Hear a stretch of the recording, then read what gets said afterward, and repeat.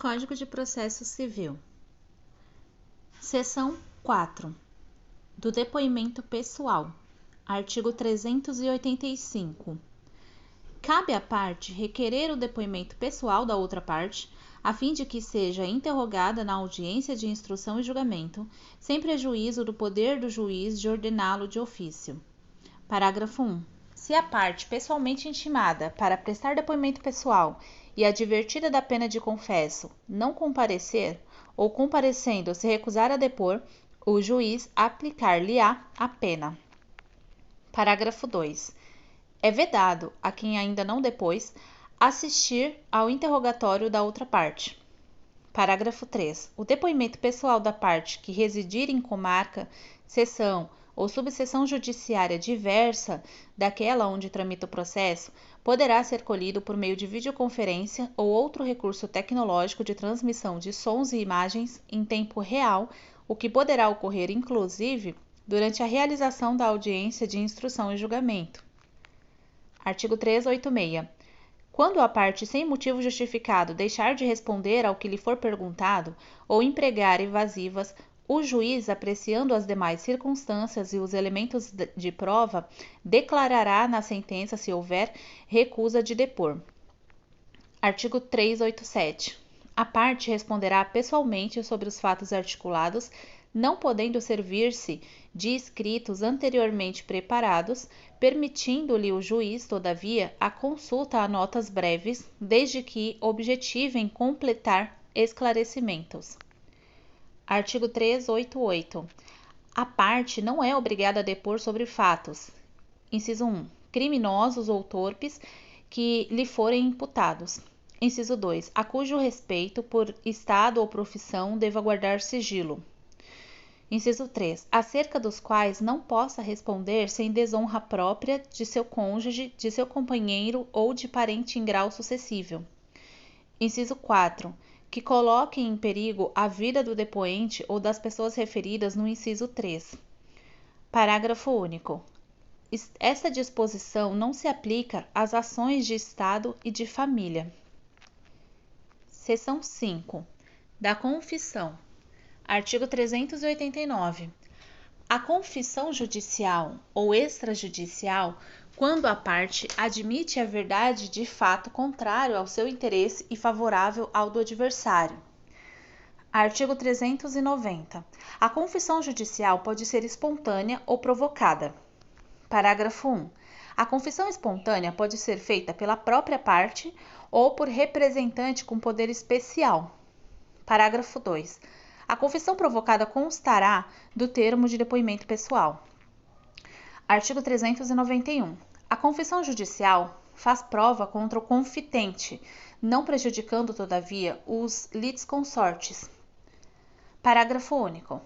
Nas ações que versarem sobre bens imóveis ou direitos reais sobre imóveis alheios, a confissão de um cônjuge ou companheiro não valerá sem a do outro, salvo se o regime de casamento for de separação absoluta de bens.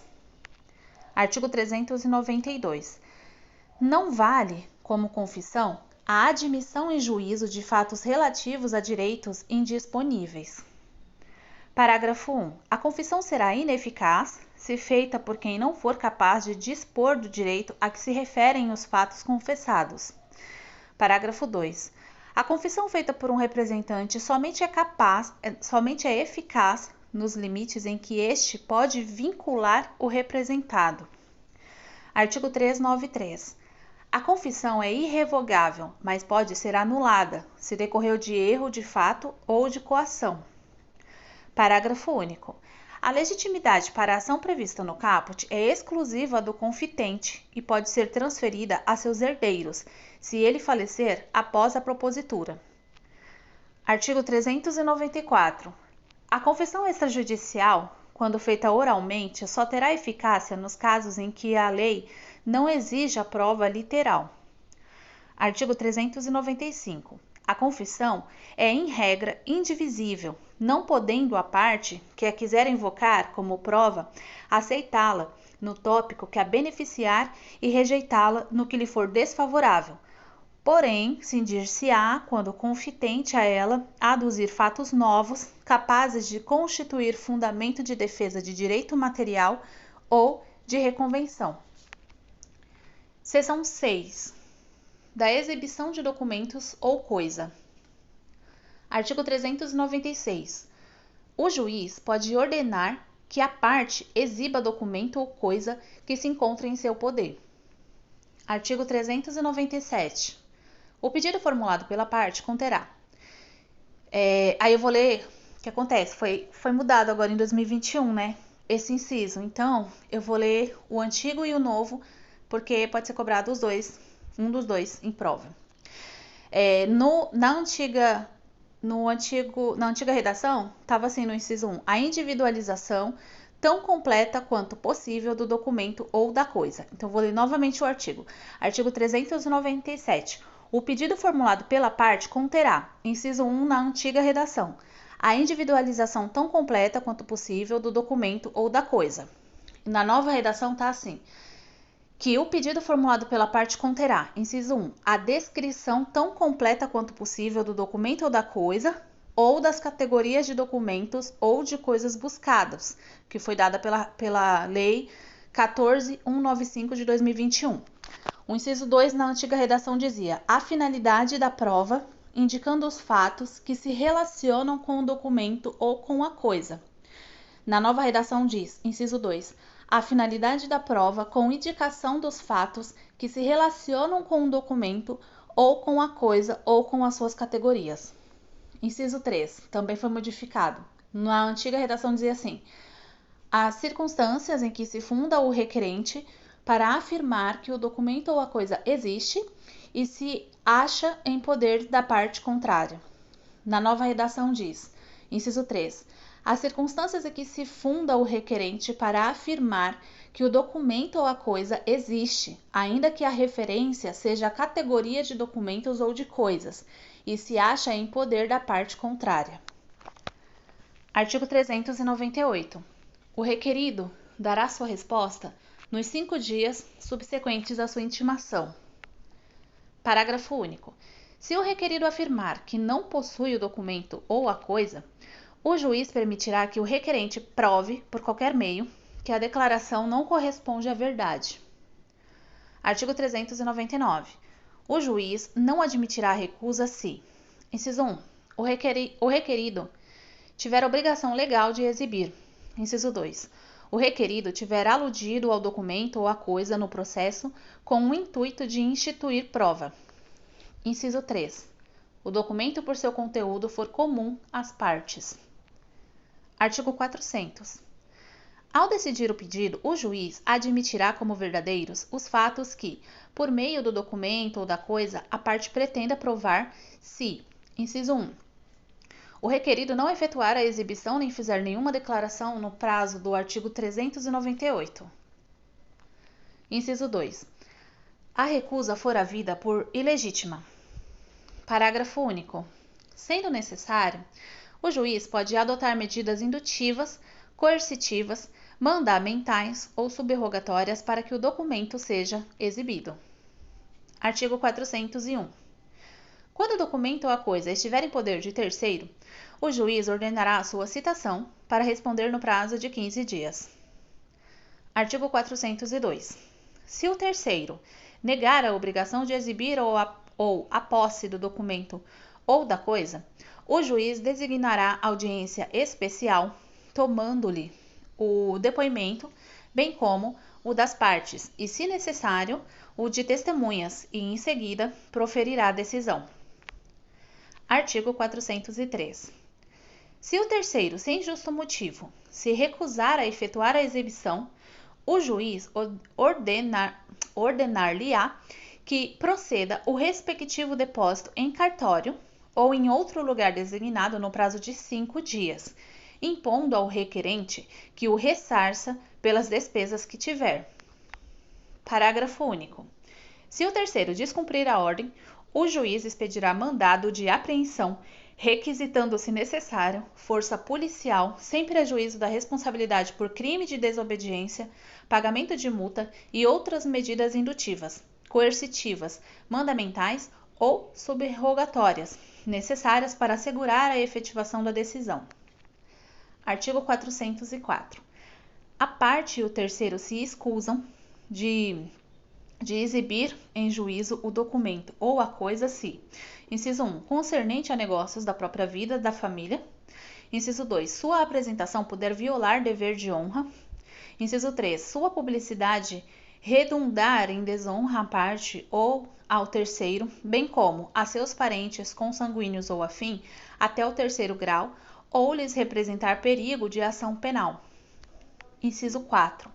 Sua exibição acarretar a divulgação de fatos a cujo respeito por estado ou profissão devam guardar segredo. Inciso 5. Subsistirem outros motivos graves que, segundo o prudente arbítrio do juiz, justifiquem a recusa da exibição. Inciso 6. Se houver disposição legal que justifique a recusa da exibição. Parágrafo único. Se os motivos de que tratam os incisos 1 a 6 do caput disserem respeito a apenas uma parcela do documento, a parte ou o terceiro exibirá a outra em cartório, para dela ser extraída cópia reprográfica de tudo, sendo lavrado o auto circunstanciado. Inciso 7, seção 7, da prova documental. Subseção 1, da força probante dos documentos. Artigo 405.